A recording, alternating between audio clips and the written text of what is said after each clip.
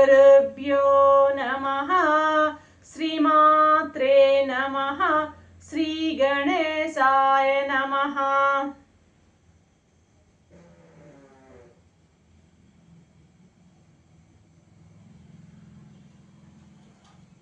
ప్రియాత్మబంధువులారా, యోగ వాసిష్టం నిర్వాణ ప్రకరణము 603వ భాగం. నిన్న కుంభుడు సత్వం అనేటువంటి పదానికి మరొక అర్థంలో వాడుతూ చెప్తూ ఉన్నాడు, వివరిస్తూ ఉన్నాడు శిఖిధ్వజునికి. ఏమంటున్నాడు? అయ్యా, మేము చెప్పేటువంటి సత్వం అనేది ప్రబుద్ధము. ఇది అవస్థాత్రయంలో తురీయంగా చూచేటువంటి అవస్థాత్రయం తర్వాత తురీయంగా చూచే చూపు ఏదైతే ఉందో ఆ చూపు మాకు సత్వము. ప్రబుద్ధమైనటువంటి చిత్తం కాదిక. ప్రబుద్ధమైన చిత్తం అంటే జ్ఞానంతో నిండిపోయినటువంటి చిత్తం కాదది, సత్వం అది అన్నాడు. సత్వం అంటే ప్రబుద్ధమైనటువంటి చిత్తము కాదు, సత్వము. అంటే సత్ అంటే ఉండడం, సత్వం అంటే ఉండడం. సచ్చిత్ ఆనందంలో ఉండేటువంటి సత్ ఏదుందో అదన్నమాట. సత్ చిత్ ఆనందం పరమాత్మ యొక్క స్వరూప లక్షణాలు. సత్ చిత్తు ఆనందం, ఆ సత్ అన్నమాట, ఆ సత్వం. అది కేవలము ఏంటది? ఆ ఏమంటారు? ఆ స్థితి కలిగి ఉండడం. అర్థమైందా? ఇక్కడ మీరు ఎగ్జిస్టెన్స్ అటు చెప్పాలంటే, ఇప్పుడు ప్రబుద్ధం అని అనడం వల్ల ఆ చైతన్యము లక్షణాలు కనపడుతున్నాయి. ప్రబుద్ధం అంటే చైతన్యవంతమైంది, జ్ఞానవంతమైంది. సత్వం అనడం వల్ల అస్తిత్వం, సత్ అస్థి ఉంది, అస్తిత్వం ఉంది. అస్థి భాతి, అక్కడ చైతన్యం. ప్రబుద్ధం అంటే చైతన్యము, సత్వం అంటే స్థితి ఉండడం. సత్తు చిత్తులు రెండు వచ్చాయి. ఇక్కడ ఎలాగా మనము తీసుకోవాలంటే, ఫలానాది ఉంది, అది ఉంది. అర్థమైందా? ఫలానా ఉంది. ఫర్ ఎగ్జాంపుల్, నా ఎదురుగుండా ఇది కెమెరా అనుకో, ఫలానా అది అస్తి, కెమెరా అస్తి, కెమెరా భాతి అనకూడదట. ఇక్కడ ఆ కెమెరా కూడా నేనే అంటే అంతా నేనే అనేటువంటి ఏకత్వ భావన, అద్వైత భావన. అర్థమైందా? కెమెరా ఉన్నది, కెమెరా అస్తి, కెమెరా భాతి అనకూడదట. అర్థమైందా? అహమేవ అస్తి, కెమెరాని చూపించినప్పుడు కూడా అహమేవ అస్తి, నేనే ఉన్నాను. అహమేవ భాతి, నేనే ప్రకాశిస్తున్నాను. అహమేవ అస్తి, అహమేవ భాతి, అలాగా ఉండాలి. అర్థమైందా? ఆ విధమైన చూపుని అలవాటు చేసుకోవాలి. అదేవిధంగా శరీరం కూడా, నా శరీరం ఉన్నది కాదు, శరీరాన్ని కూడా అహమేవ అస్తి, అహమేవ భాతి అనే భావంతో. దృశ్యాన్ని చూస్తే అదే విధమైన దృశ్యేన అస్తి, దృక్కేణ భాతి. అటువంటి నిశ్చయము. ప్రతి దేనిని చూసినా సరే అది నేనే ఉన్నాను, నేనున్నట్టు తెలుసుకుంటున్నాను.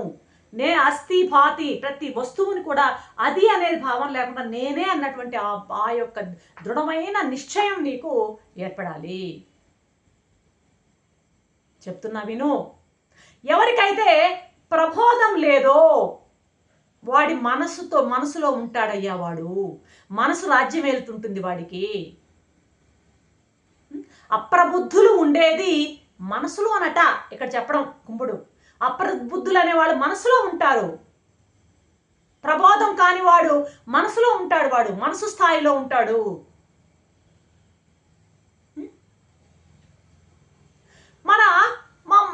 ఎటుంటాడు? మన మనోభావాలలో ఉంటాడనమాట, ఆ క్షేత్రంలో ఉంటాడనమాట. అయితే మహానుభావుడు మామూలు వాడు ఆ మనసులో మనోభావాలలో ఉంటే, మహానుభావుడు సత్వంలో ఉంటాడు. ఎక్కడ వాడు? యూనివర్సల్ కాన్షియస్నెస్లో ఉంటాడు వాడు. మిగతా వాళ్ళందరూ వాళ్ళ మనసుల్లో కూర్చుని ఉంటారు. వాడి శరీరం అర్థమైందా? మహానుభావుల సంగతి ఎలా ఉంటుంది?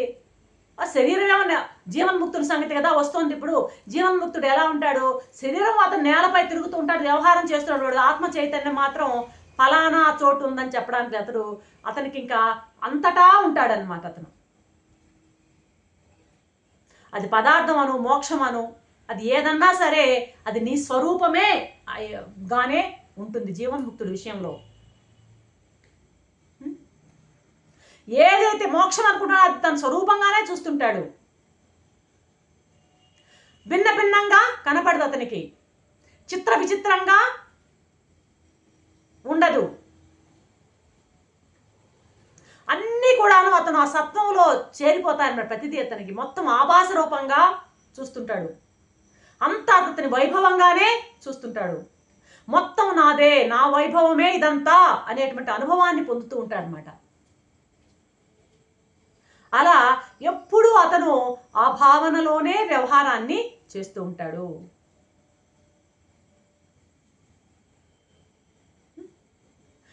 ఆ విధంగా అతను విశ్వాత్మ అవుతాడు, విశ్వానికి ఆత్మ అవుతాడు. అప్పుడు అతనికి ఎన్ని వృత్తులు ఏర్పడుతున్నా అవి అతన్ని ఏమీ బాధించవు. నేను, జీవుడు, జగత్తు, ఇదంతా నాకు భిన్నం అనే భావనలు ఏమీ ఉండవు అతనికి. జీవుడు, జగత్తు, ఈశ్వరుడు, ఈ వ్యవహారం ఇదంతా ఉండడమే సంసారం. అలా కాకుండా నేనే ఇన్ని రూపాలుగా నేను మారి కనిపిస్తున్నాను అనుకుంటే అది విభూతి. విభూతి అనేది ఎలా ఉంటుందంటే సజాతీయంగా విస్తరించి ఉంటుంది. సంసారం అనేది విజాతీయంగా విస్తరించి ఉంటుంది. నానాత్వంతో కూడినది సంసారం, ఏకత్వంతో కూడినది విభూతి.